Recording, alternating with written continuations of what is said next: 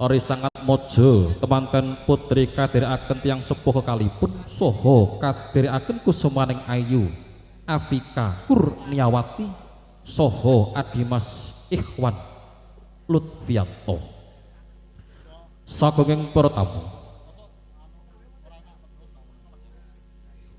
mejiling ori sangat mojo temanten putri Kabiwalda kanthi ungling ketawang puspa warna.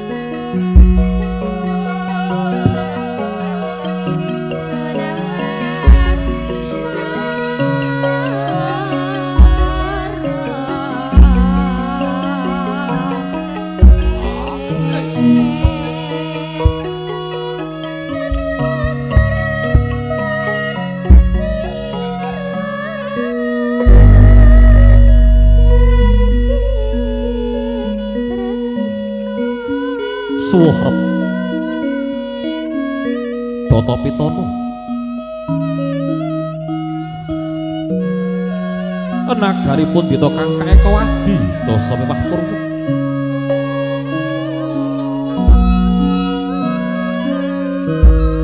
Eka marang sawiji Adi linuwih dasa 10 parwa kawiwitan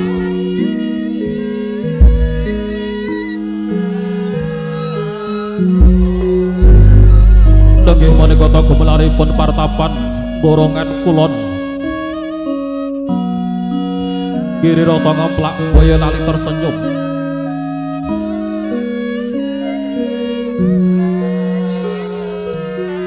Berwakane carita sahari kapiji wonten wis mualit kang owi nanggone ndah asri sar owi barira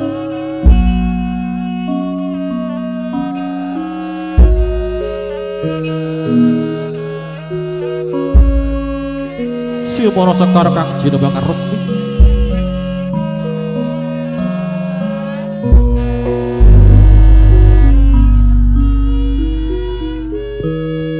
sapinggiripun katon sinela sila kumala stalinandur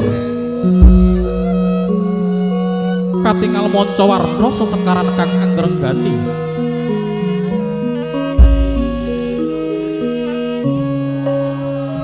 ana kang warni sintura menur dandu jingga mewah birumaya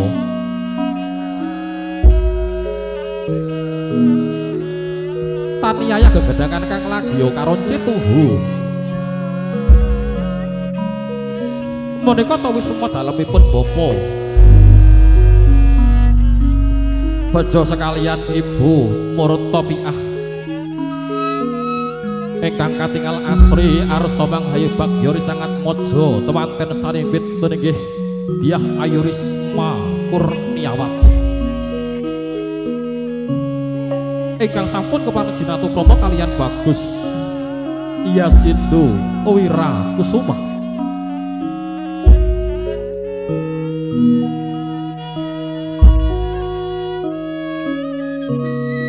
ana gondo aruming katya ping samirana mandya kongas gandanya hangebaki sajroning wisma pahargyan Allah ta menika pejaning sesekaran kusumaning Ayu Risma Kurniawati sakmenawi paripurna nggih ngagem busana embane putri kaswana kelumarak mlebet wonten ngarsa panjenengan sedaya nyuwun tambah puji pangastuti nggih mangun brayat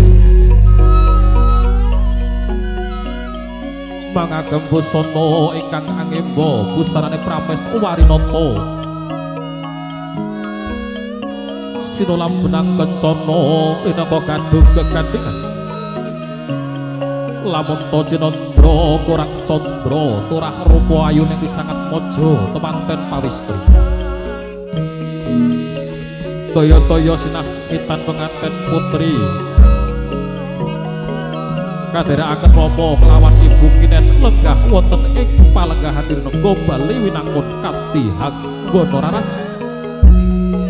Hang Ratu umring muda tumarono ingkang dadi gegandelaning kala sinega kang minursita minungguling hamara ingkang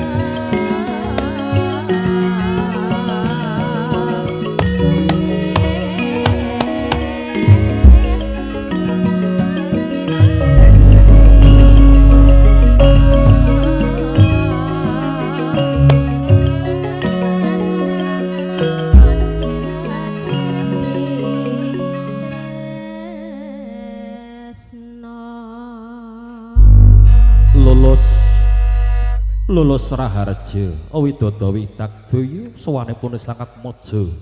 temanten pawestri nggih Risma Kurniawati sagunging para tamu nggih lampahing toto cara ingkang salajengipun keparenga hangacarani rawuhipun sangat mojo temanten kakung Yasindo Wirakusuma rawuhing sangat mojo temanten kakung kadherekaken tiyang sepuh kekalipun nggih menika Bapak Eka Hartata Dalasan Ibu Dewi Yuni Astuti minangka pangarsaning lampah inggih menika panjenenganipun Bapak Ageng Wibowo hambok bilih samekta ing gati sawiga ing diri rawuhing sangat mojo temanten kakung datan wonten kang kaesti kajawihan namung wilujeng rawuhipun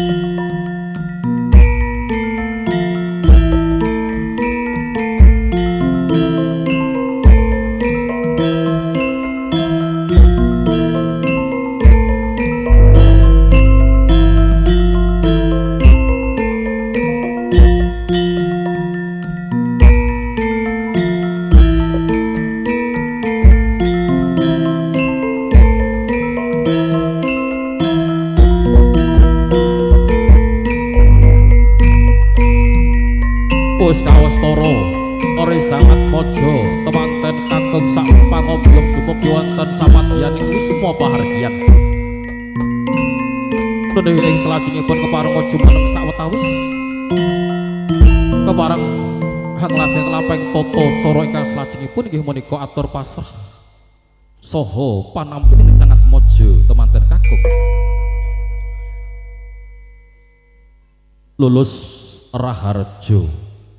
Widagdaya rawuhipun sangat mojo temanten kakung sak pangombyong nggih lampahing tata cara ingkang salajengipun inggih menika atur pangandika pasrah